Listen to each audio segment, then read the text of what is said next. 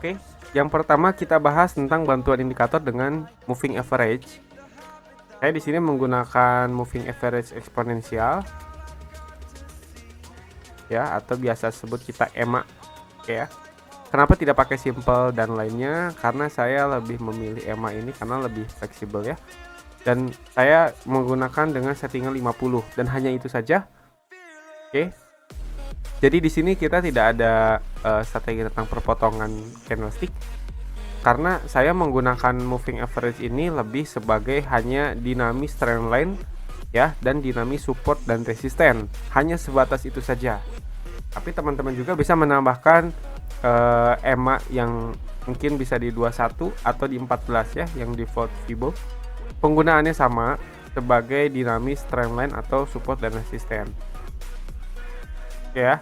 Di sini saya pilih warna orange mungkin. Oke, orange saja, lalu saya pilih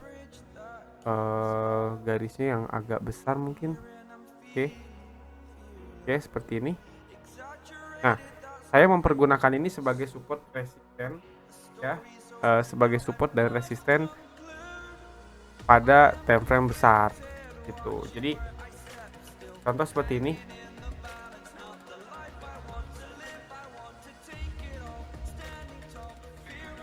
Ya, ketika harga rally seperti ini, teman-teman bisa melihat harga itu cenderung tertahan di moving average 50 ya.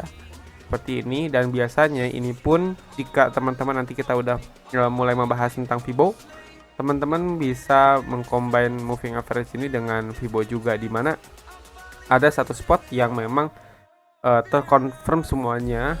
Di situ ada moving average, di situ ada key level, di situ juga ada Fibo, dan itu akurasinya cukup tinggi. Ya, seperti ini. Jadi teman-teman bisa melihat terjadi rejection seperti ini ketika tren kuat ya. Nah, ketika dia break, kondisi sudah mulai berubah ya, seperti ini. Ini kondisinya sideways besar. Oke, karena seperti ini. Ini EMA 50 ini kita gunakan untuk kondisi tren yang lumayan agak curam ya, seperti ini, karena IBP ini pun trennya agak-agak curam berbeda dengan pair yang lain. Seperti ini. Jadi teman-teman bisa melihat ketika ada rejection dari EMA 50 ini, harga tertahan dan dia balik arah ya. Seperti tadi yang pernah saya bilang, ketika sedang uptrend teman-teman melihat harga ini menjadi support dan muncullah candle warna biru ya, atau bullish, teman-teman bisa mengambil posisi buy. Dan juga ketika di situ ada spot juga trend line ya. Nah, penggunaan moving average di sini sekali lagi hanya sebatas dinamis trend line. Jadi contoh seperti ini.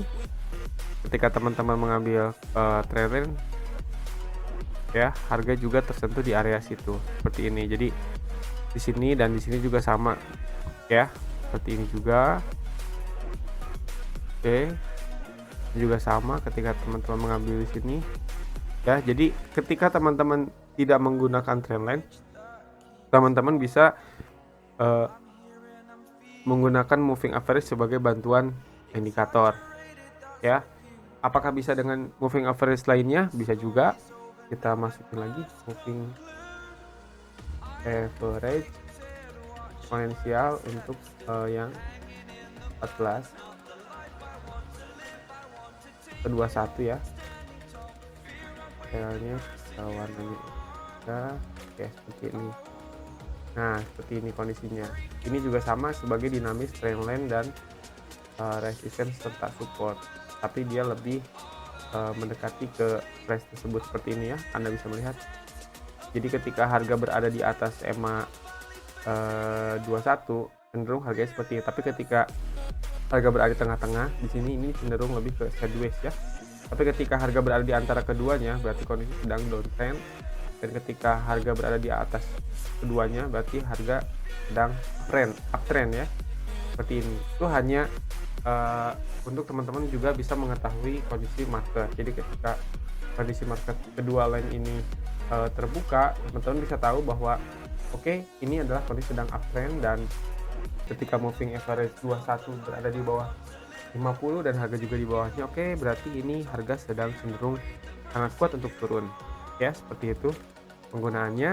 Lalu untuk strategi penggunaannya sendiri nanti kita bahas di materi strategi. Ini hanya memperkenalkan Anda tentang moving average dan apa perbedaannya. Oke ya, seperti itu. Dan di sini saya tidak merekomendasikan teman-teman untuk menganalisa dengan perpotongan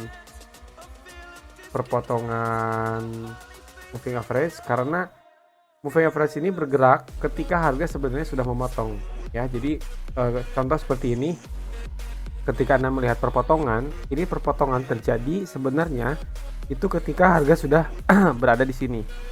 Oke ya. Jadi kalau teman-teman mengambil posisi buy di sini, mungkin teman-teman akan menunggu dulu harga terkoreksi, atau mungkin teman-teman ketika buy akan loss jika di binary.